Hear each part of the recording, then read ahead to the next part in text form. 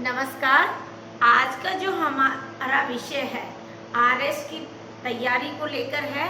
और जो आरएस की तैयारी कर रहे हैं जो स्टूडेंट्स या जो प्री रह गया है या प्री क्लियर नहीं हो पाया है, मेंस में रह जाते हैं या फिर इंटरव्यू में रह जाते हैं, तो मैं डॉक्टर सरला आपको आज का जो हमारा विषय है वो आरएस का ही, स्पेशली आरएस के बारे में ही है। तो मैं आज चाहूँगी कि आप पूरी डेडिकेट होके आप इस चैनल को सब्सक्राइब करें, लाइक करें और सुने डेडिकेट होके। और इस एक एक पॉइंट टू द पॉइंट को यदि आप समझ के अपना प्री प्लान चार्ट तैयार करते हैं तो जो आपकी 3 स्टेप प्रक्रिया है प्री मेंस इंटरव्यू, वो कहीं न कहीं अच्छी स्कोरिंग के साथ आपका सेलेक्ट होगी।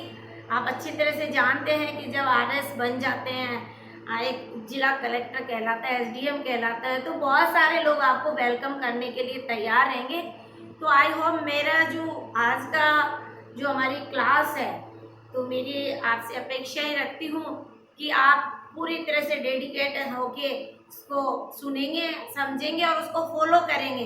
यदि मैं 100% आपको कैसे विश्वास दिला सकती हूँ, यदि आप इसको फॉलो कर लेते हैं तो मान लीजिए कि किसी की प्रॉब्लम है तो वो छोटे वाले जो कंपटीशन है वो भी फाइट कर लेते हैं। क्योंकि जो स्टूडेंट्स आरएस की तैयारी कर रहता है, कभी भी ऑलमोस्टली देख लेना, जो भी स्टूडेंट आरएस की तैयारी करते हैं तो वो बीच में सबऑर्डिनेट्स वैकेंसी निकलती है तो उसमें अप्लाई करते हैं, वो जॉब में सेलेक्ट हो जाते हैं, जॉब ज्वाइन कर लेते हैं, फिर आराम से तैयारी करके वो उस आरएस को भी फाइट कर लेते हैं। कई बहुत सारे स्टूडेंट हैं जो 2-2 3-3 नौकरियां छूट जाते हैं। जब आपने जो आईएएस लेते हैं वो क्या करते हैं, उनकी रैंक कम होती है तो वो अलाइड ज्वाइन कर लेते हैं। अलाइड के बाद में अगले टाइम तैयारी करते हैं पूरे प्लान के साथ, तो वो फाइनली सिलेक्शन हो जाते हैं। तो आपने अभी बहुत सारे यूथ है देखे होंगे, तो ये चीज आप फॉलो करें, अच्छी तरह से समझें। और मैं तो ये कहना चाहूंगी स्टूडेंट्स जो तैयारी करते हैं उनका पता नहीं कि बहुत मतलब जो मैं सुनती हूँ बहुत सारे स्टूडेंट्स में डिस्कस भी होता है, तो मैंने जितना नोट किया है कि 50% स्टूडेंट तो ये होता है कि उनका एक टारगेट नहीं होता है। मैंने ये ऑलमोस्टली देखा है कि जो अभी स्टूडेंट आईएएस की तैयारी करेगा उसका कहीं ना कहीं डाइवर्ट हो जाता है फिर। और बहुत सारे स्टूडेंट्स तो ये भी कहते हैं मैम फाइनेंशियली प्रॉब्लम होती है ना, तो सब कॉन्फिडेंस रखा रह जाता है। तो मैं उन सभी स्टूडेंट से ये कहना चाहूँगी कि फाइनली जो प्रॉब्लम है, आई नो, मैं जानती हूँ इसको, मैंने इस प्रॉब्लम को फेस भी किया है। ये नहीं है कि मैं आपके सामने अपना प्रेजेंटेशन दे रही हूँ तो मैं बहुत रिच फैमिली से हूँ या मेरे कोई फैमिली में गवर्नमेंट जॉब है, नथिंग। मैं गवर्नमेंट जॉब में ही हूँ, तो मैंने भी इस इकोनॉमिक प्रॉब्लम को फेस किया है। लेकिन ये यदि आपके अंदर ये कॉन्फिडेंस रहे यदि कि मैं कर सकता हूँ, आई कैन डू, मैं कर सकता हूँ, तो निश्चित रूप से आप करेंगे। क्योंकि वो फाइनेंशियली प्रॉब्लम धीरे धीरे सोल्व हो जाती है। ऐसा कुछ नहीं है, 1 साल का आप अपना टाइम टेबल बनाइए। 1 साल के मुझे चाहे कैसी भी परिस्थितियां हों, ठीक है, उसमें मुझे 1 साल में ये जो टारगेट है, चाहे मुझे आईएएस बनना है, मुझे आरएस बनना है, टीचर बनना है या पटवारी बनना है या अदर बनना है, लेकिन मुझे इस वैकेंसी से पहले और वैकेंसी के फाइनली एग्जाम तक आप उस जहाँ पे भी बैठे हो तो आपको वो आपका टारगेट दिखना चाहिए। मान लीजिए बहुत सारी प्रॉब्लम आती है, रिश्तेदारी में भी जाना पड़ता है, वही कुछ सोशल कस्टम्स होते हैं उनको निभाने भी पड़ते हैं, लेकिन वो हमारे सेकंड डेटा है। हमारी जो फर्स्ट प्रायोरिटी है कि मुझे आरएस बनना है, तो उस प्रायोरिटी को हम अपने ध्यान में रखेंगे। तो वहाँ जहाँ आप बैठ रहे हैं तो भी आप बहुत सारे की जो साइको है कि भाई मोबाइल देख रहा है, तो मेरे जैसा तो क्या है कि मैं भी जाती हूँ, हर जगह जाना भी पड़ता है, लेकिन अपने जो मोबाइल है उसमें अपने नोट्स की फोटो खींच के ले जाती हूँ, साथ में बैठती हूँ, कंपनी शेयर करती हूँ और अपने उस नोट्स को रिवाइज करती रहती हूँ कि मुझे आज ये चैप्टर तैयार करना है, स्टूडेंट्स को ये देना है। तो देख ली प्रिपेयर मैं वहाँ पे भी बैठी हूँ, तो मेरा जो अपना आपका कंसंट्रेट है वो यही है कि स्टूडेंट्स को देना है, और बिना किसी स्वार्थ के। ये नहीं कि मुझे कोई प्रोफेशनली कमाना है, पैसा कमाना है, ये मेरा कभी भी नहीं है। हम तो बाबा साहब को फॉलो करते हैं, डॉक्टर भीमराव अम्बेडकर को, और ये मिशन भी डॉक्टर भीमराव अम्बेडकर के लिए है। और एक ही उद्देश्य होता है कि जो भी स्टूडेंट हमारा हो उसको प्लेटफॉर्म मिलना चाहिए, और उस प्लेटफॉर्म को मिलाने के लिए हम 100% अपने आप को सेक्रीफाइस करते हैं, उसके प्रति डेडिकेट होके पढ़ाते हैं। तो हमने जो आज हमारा जो आज का जो टॉपिक था कि हमें स्पेशली आरएस पे काम करना है, कि आरएस आपको बनना ही है। बस आरएस की वैकेंसी आने वाली है, तो आप क्या करेंगे? एक तो फाइनली जो मेरा आपके सामने बोर्ड दिख रहा है, इतना बड़ा आपका बोर्ड हो, आपको 10 रुपीज का चार्ट ले लीजिए, उस पे पूरे टॉपिक सिलेबस के लिख लीजिए छोटे छोटे शब्दों में, और आप अपने जहाँ स्टडी कर रहे हैं स्टडी रूम पे उस चार्ट को लगा लीजिए। लगाने के बाद में क्या करेंगे आप? ये आपको तय करना है कि चाहे कैसी भी परिस्थिति हो, मॉर्निंग में 5 o'clock 5 बजे उठ के 5 से 8 तक, 5:30 से कर लिए आधा घंटा आपको जो फ्रेश वगैरह होना, प्रेस वगैरह करना है, एनीथिंग जो भी आपके मस्ट है जो कार्य, उसको करके 5:30 बजे से 8:30 9 बजे तक आपको स्टडी करनी है। अब स्टडी करनी है तो ये नहीं कि आपने डायरेक्ट ही पेपर सोल्व करना शुरू कर दिया। जैसे सिलेबस होता है आरएस का, पहला चैप्टर लिया आपने अपनी कॉपी में मोटे मोटे अक्षरों में राइट डाउन किया, राइट डाउन करने के बाद उस टॉपिक से रिलेटेड रेफरेंस बुक उठाइए। एनसीईआरटी तो आपके पास रखनी चाहिए। यदि आप हर संडे को हमारी कार्यशाला होती है, आप एक बार आइए, आपका पूरा पीएचडी की तरह आपको रिसोर्स जो डाटा कलेक्शन करके भेजेंगे आरएस के लिए। तो फिर आपने उस पर थ्योरी लिखी, 8 घंटे पढ़ते रहे, पढ़ पढ़ के आप लिखिए। इससे देखो बेनिफिट ये रहेगा कि आपका कॉन्सेप्ट क्लियर, थोड़ा मन ही मन में बोल के रीड कीजिए। अब हमारा जो कॉन्सेप्ट, हमने एक टॉपिक पे आज काम कर लिया, ठीक है। अब हमारे 2 पे, उसके बाद में आप पेपर पढ़िए, द हिंदू, राजस्थान पत्रिका, और पीडी को तो आपको लेना ही पड़ेगा, प्रतियोगिता दर्पण। तो आपको एक मैगजीन कोई सी भी ले लीजिए, क्रॉनिकल ले लीजिए, प्रतियोगिता दर्पण ले लीजिए, सीएसआर ले लीजिए, और इंग्लिश और हिंदी का बहुत अच्छा यूट्यूब पे है, तो आप इंग्लिश और हिंदी को कंबाइन करके आप पेपर को भी पढ़िए। क्योंकि मेरा जो उद्देश्य है आपको पेटी क्लियर नहीं करवाना, जो मेरा जो टारगेट है वो आपको फाइनल सिलेक्शन देना है। तो आप ये करेंगे अपना। दूसरा ये है कि आप मॉर्निंग टाइम पे अपना पढ़ाई का शेड्यूल करते, इवनिंग टाइम पे आधा घंटे आप मेडिटेशन या योगा वगैरह मॉर्निंग में कर लेते तो बेटर देन। बाकी इवनिंग में भी आप हल्का फुल्का, जैसे खुली हवा में आप नाइट को खाना खाने के बाद आधा घंटे आप वॉक कीजिए, घूमिए। और घूमने का मतलब ये नहीं बातें करते घूमिए, आप इस तरह से करेंगे। खाना प्रॉपरली और लाइटली लें, और मोस्टली सोशल साइट से दूर रहें, आप सोशल मीडिया से दूर रहें, और कम से कम वे एंजॉयफुल करें। ऐसा नहीं एंजॉयफुल करने का नहीं, बाहर घूमना नहीं, जैसे मन नहीं लगा तो अपने फ्रेंड सर्किल में आधा घंटे अब सभी से बात कर ली, अपने आप को पॉजिटिव ऐसे पॉजिटिव करने के लिए। और बहुत सारे फ्रेंड सर्किल में नेगेटिव भी कोई विचार रखते हैं, तो इसमें आपको नेगेटिव नहीं लेना, क्योंकि कई बार ऐसी सिचुएशन होती है कि जब तक कोई व्यक्ति आपको बुरा नहीं कहेगा तो आपके अंदर का जो जुनून है वो पैदा नहीं होगा। मतलब कहते हैं ना कि घर वाले जो गार्जियन अपने डांटते हैं तो एक अंदर से हमारे अंदर एक अलग ही एनर्जी आती है, वो हमें पॉजिटिव देती है कि हमें यहाँ तो करना ही है, हमें तो बन के ही दिखाना है। ये हमारी मेंटलिटी हो जाती है, वो ये मेंटलिटी आपको अपना प्लेटफॉर्म दिलाती है। ठीक है, अब बात आती है, ये आपका तरीका है। और लिखिए 6 दिन आपको स्टडी करने है, 7वें दिन केवल आपको रिवीजन करना है। एक दिन कोई सा भी चुन लीजिए जो आप कंफर्ट समझे। और कहीं पे जाने का भी, मान लीजिए इमरजेंसी हम है तो जाना भी पड़ता है, तो वो घंटे आपको उस नेक्स्ट डे में कन्वर्ट करने हैं। ये तो हमारा स्टडी प्लान था कि किस तरह से आपको तैयारी करनी है। और मैं तो फुल कॉन्फिडेंस के साथ कह सकती हूँ कि आप आरएस 100% बनेंगे, और बहुत सारे जो वीक पॉइंट्स हैं वो भी आपके खत्म हो जाएंगे। जैसे जैसे इस तरह का प्लान से आप तैयारी करते हैं तो धीरे धीरे आपके खुद के अंदर में आपका रहने का तौर तरीका, आपका बोलने का तौर तरीका, आपका ड्रेस कोड भी चेंज हो जाएगी। आपको लगेगा कि मैं आरएस अधिकारी 100% बनूंगा, तो इसके अकॉर्डिंग आप ड्रेस कोड भी पहनना स्टार्ट कर देंगे। ये आगे हम देखते हैं कि अब हम करते हैं कि किस तरह के क्वेश्चन आते हैं आरएस में। तो मैंने क्वेश्चन लिए हैं, आपको देखिए पहला ही क्वेश्चन लिया है, मुख्यमंत्री अनुपूर्ति योजना के संबंध में निम्न तथ्यों पर विचार कर नीचे दिए गए कूट से सही उत्तर का चयन कीजिए।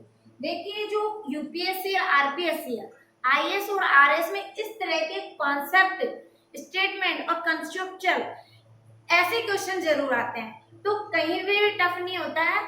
जब हमारा कॉन्सेप्ट क्लियर होगा तो 100% ये क्वेश्चन का आंसर भी गलत नहीं जाएगा, और यदि हमारा कॉन्सेप्ट ही क्लियर नहीं होता है तो 100% हमारा आंसर गलत जाएगा। क्लियर? तो हमारा पहला ही क्वेश्चन था यहाँ।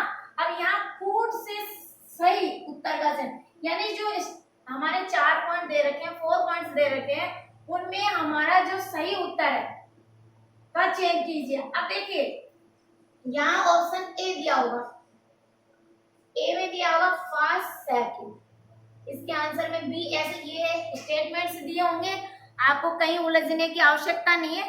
हाँ ठीक है, बी में दिया होगा 1, 3 और 4। और जो तरीका होता है, इसका जो कॉन्सेप्ट होता है वो तरीका होता है। सी में दिया होगा 1, 2 और 4, और डी में दिया होगा। अब इसका मतलब आप समझे कि इसका मतलब कथन 1 और 2 सही है, और बी का मतलब 1, 3, 4 सही है, सी का मतलब 1, 2 और 4 सही है, और डी का मतलब होता है कि केवल 1 या 3 सही है। इस तरह से ऑप्शन दिए होंगे। तो अब हमको इस तरह से ऑप्शन देंगे। तो आप देखिए पहले में दिया है कि मुख्यमंत्री अशोक गहलोत ने अनुपूर्ति योजना को लागू करने की स्वीकृति 5 जून 2021 को दी है। पहले तो क्या था कि ये योजना थी वो स्पेशली केवल यूपीएससी और आरपीएससी में आईएएस और आरएस के लिए थी, लेकिन अब इसको थोड़ा सा मॉडिफाई कर दिया गया है कि इसमें जो क्या जोड़ा है वो देखिए। जो जोड़ा है वो कह रहा है कि मुख्यमंत्री अशोक गहलोत ने अनुपूर्ति योजना को लागू करने की जो स्वीकृति है वो 5 जून 2021 को दी है। ओके, इस योजना का उद्देश्य आर्थिक रूप से विपन्न मेधावी छात्रों को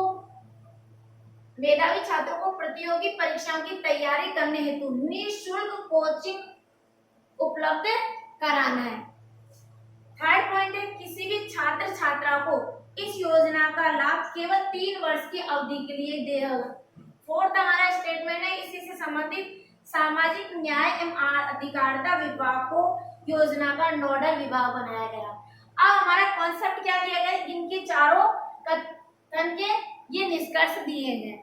अब इन चारों में से कौन से कूट सही है? ऑप्शन दे दिया, एक बी में दे दिया 1, 3, 4, सी में दे दिया 1, 2, 4 और डी में दे दिया 1 और 3। अब हमको ये देखना है हमारा स्टेटमेंट ये है, स्टेटमेंट का मतलब कथन, और इस कथन से संबंधित ये 4 जो निष्कर्ष दिए हैं उनमें से कौन सा सही है वो हमको कौन से सही है, क्योंकि पर्टिकुलर एक ऑप्शन में तो एक तो दे रहा नहीं है, तो हमें ये समझना है।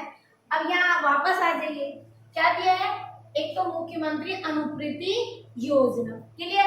अब अनुपूर्ति देखो, मुख्यमंत्री अनुपूर्ति योजना, मुख्यमंत्री अशोक गहलोत ने अनुपूर्ति योजना को लागू करने की स्वीकृति 5 जून 2021 को दी है। फैक्ट है, सही है। नेक्स्ट हमारा टॉपिक है, इस योजना का उद्देश्य आर्थिक रूप से विपन्न जो गरीब है लेकिन मेधावी छात्रों को, जो इंटेलिजेंट छात्र हैं उनको प्रतियोगी परीक्षाओं की तैयारी हेतु निःशुल्क कोचिंग उपलब्ध कराना है। ये भी फैक्ट सही है। किसी भी छात्र छात्रा को इस योजना का लाभ केवल 3 वर्ष के लिए दो, ये गलत है। क्यों गलत है? कि इस योजना का जो 3 वर्ष का न होकर 1 वर्ष का ये प्लान होता है, केवल 1 वर्ष के लिए दी जाती है। और जो गरीब छात्र छात्रा है अपने निवास को छोड़कर अन्यत्र तैयारी करते हैं, उनको इसके अलावा 40,000 रुपए भी उनको खाने व रेजिडेंस के लिए दिए जाते हैं। सामाजिक न्याय एवं अधिकारिता विभाग को योजना का नोडल बनाया गया है। इसका जो नोडल एजेंसी है कि भाई कहाँ से ये छात्रवृत्ति मिल सकती है, तो सामाजिक न्याय एवं अधिकारिता विभाग को ये नोडल एजेंसी बनाई गई है, वहां अप्लाई करेगा और वहां इसको ये 1 लाख की जो छात्रवृत्ति है वो इसको दी जाएगी। तो हमारा ऑप्शन कितना निकला? फर्स्ट सही है, सेकंड सही है, फोर्थ। तो आंसर क्या हो जाएगा? सी। इस तरह से आपके आरएस में क्वेश्चन पूछे जाएंगे। देखिए फिर देखिए, राजस्थान अक्षय ऊर्जा निगम के द्वारा, सेकंड क्वेश्चन है, राजस्थान अक्षय ऊर्जा निगम के द्वारा क्रियान्वित पीएम कुसुम कंपोनेंट। अब पीएम कुसुम कंपोनेंट से आते हैं हमारे सौर ऊर्जा से कॉन्सेप्ट, यदि पढ़ा है तो अपने कॉन्सेप्ट यही क्लियर होता है। राजस्थान अक्षय ऊर्जा निगम द्वारा क्रियान्वित पीएम कुसुम कंपोनेंट ए योजना के अंतर्गत किस स्थान पर स्थापित राज्य के दूसरे सौर ऊर्जा संयंत्रों से ऊर्जा उत्पादन 3 जून 2021 को प्रारंभ हो गया है? तो कहां से प्रारंभ हो गया है? अर्जुनसर जो जैसलमेर डिस्ट्रिक्ट में है, गढ़सीसर जो चूरू में है, बरलिनेर जोधपुर में है, बेरीवाला ताला बाड़मेर में। तो हमारा अक्षय ऊर्जा निगम के द्वारा क्रियान्वित पीएम कुसुम कंपोनेंट ए योजना के अंतर्गत किस स्थान पर स्थापित राज्य का दूसरा सौर ऊर्जा संयंत्र से ऊर्जा का उत्पादन 3 जून 2021 से ही प्रारंभ किया गया? तो हमारा ये हो जाएगा गढ़साना, गढ़सीसर, चूरू जो कि सुजानगढ़ में है। ठीक है, इस तरह के क्वेश्चन आते हैं। अगला क्वेश्चन ये पूछा जा सकता है कि जो अभिनव अनुसंधान करता जो समाज सेवी और न्यूरोलॉजिस्ट हैं डॉक्टर अशोक पनगड़िया का 11 जून 2021 को निधन हो गया है और उन्हें भारत सरकार के द्वारा पद्मश्री सम्मान से कब नवाजा गया था? तो 2014 में नवाजा गया था। तो डेटा भी याद रखें कि कब नवाजा गया था, 2014 में। या फिर ये पूछ सकते हैं कि जो आपातकालीन शक्तियां हैं, राजस्थान में कितने आपातकाल लगे? तो राजस्थान में 4 आपात लगे, 1967, 1977, 80, 91, 92, 93। ये वेरी मोस्ट है, आपको इस तरह से लर्न करना है। राजस्थान में कितने आपात लगे? 4 आपात लगे। यदि क्वेश्चन आ जाए कि अब आपके आर्टिकल से संबंधित आ जाए कि आर्टिकल 13 है, ठीक है, तो आर्टिकल 13 मूल अधिकारों का अल्पीकरण है ना, ये क्वेश्चन अल्पीकरण है, आईएएस में भी आया गया। इस तरह से क्वेश्चन है कि अल्पीकरण, मूल अधिकार का अल्पीकरण कौन से आर्टिकल में किया गया है? तो ये आर्टिकल 12 में उल्लेख किया गया है। या फिर जीवन की स्वतंत्रता का अधिकार, तो जीवन की स्वतंत्रता आर्टिकल जीवन के बारे में आता है, तो 21 में आता है। क्लियर? अपराधों के दोष सिद्ध के संबंध में आर्टिकल 20 में आते हैं। तो एक मतलब ऐसे, या फिर क्वेश्चन ऐसे भारत और इंडिया आ चुका है, दोनों नाम से जाना जाता है, क्योंकि आर्टिकल 1 में है। भारत राज्यों का संघ है, आर्टिकल 1 में ही है और भाग 1 ही है। तो आप कॉन्सेप्ट इस तरह से करेंगे कि भाग 1 में आर्टिकल 1 से 4 तक का उल्लेख किया गया है। अनुच्छेद पहले में भारत राज्यों का संघ है, भारत को इंडिया और भारत दोनों नाम से जाना जाता है। दूसरे में आप देखेंगे कि नए राज्यों का प्रवेश और स्थापना का उल्लेख किया गया। आर्टिकल 3 में नए राज्यों का निर्माण, सीमा, क्षेत्र बढ़ाना घटाना, ये आर्टिकल 3 में किया गया है और आर्टिकल में 1 और 3 का उल्लेख किया गया है। ये भाग पहला क्लियर हो गया। तो इस तरह से लर्न करें कि आपको इंटरव्यू में भी उसका जवाब देना पड़े, मेंस में थ्योरी भी लिख ले और पीटी में ऑब्जेक्टिव डेटा है वो क्लियर हो। जैसे भाग 2 5 से 11 भारतीय नागरिकता का उल्लेख किया गया है। भाग 5 में भारतीय नागरिकता को परिभाषित किया गया, नागरिकता के बारे में बताया गया है ना। तो पाकिस्तान से भारत को प्रव्रजन करने का अधिकार आर्टिकल 6 में है, ठीक है। आर्टिकल 7 में पाकिस्तान से प्रव्रजन करने का अधिकार, फिर 7 में है जो क्या नाम से भारतीय लोग हैं वो बाहर से विदेशी से यहाँ है प्रव्रजन लेने और बाहर चले जाते हैं। तो ये आर्टिकल ऐसे याद नहीं, बहुत इम्पोर्टेंट। बाहर जो भाग 2 है भारतीय नागरिकता से ही है, कहीं कोई उलझन की नहीं है। भाग 3 है फंडामेंटल राइट से है। भाग 4 है, अब भाग 3 में कितने 12 से 35 आर्टिकल, ये भी आपको पढ़ने हैं क्योंकि पॉलिटिकल साइंस के 35 क्वेश्चन तो आईएएस में आते हैं और यहाँ आरएस में कम से कम 20 तो क्वेश्चन मान लीजिए कॉन्स्टिट्यूशन संविधान में, और मेंस में तो बहुत ज्यादा क्वेश्चन आते हैं। तो और अगर भाग 5 की बात करें तो भाग 5 बहुत अच्छा टॉपिक है। 52 आर्टिकल 52 से शुरू होता है, क्योंकि भाग 5 में जो अध्याय पहला है वो अपन राष्ट्रपति उपराष्ट्रपति के बारे में पढ़ेंगे। मैंने हालांकि पिछले वाले वीडियो आप देखिए, प्रत्येक कॉन्सेप्ट को डिटेल से बता रखा है। आपको किताब की जरूरत नहीं है, यदि आपको सुन के और आप अपने कॉपी में राइट डाउन कर सकते हैं। तो मेरा जो आज का जो क्लास देने का मतलब था कि क्वेश्चन किस प्रकार से आते हैं, इस तरह से आप प्रत्येक सिलेबस को इस वाले बोर्ड की तरह इतना बड़ा चार्ट लेना है और डेली, ठीक है आप एक दिन कॉन्सेप्ट क्लियर नहीं कर पाते हो एक जो टॉपिक है तो 2 दिन में एक टॉपिक कर लीजिए। आरएस की जब वैकेंसी आएगी, फॉर्म भरा जाएंगे, क्लोजिंग होगी, जब तक तो आप एक बार कोर्स हो जाएगा आपका कंप्लीट, ठीक है। और जब एग्जाम तक तो बहुत अच्छा हो जाएगा। मेरा जो क्लास देने का और आपको बार बार मोटिवेशनल करने का यही है कि आप फाइनली सिलेक्शन पाए। ये नहीं पीटी क्लियर हो गया मेंस में अटक गए या प्री क्लियर नहीं हो पाया, ठीक है। Thank you so much, all the best.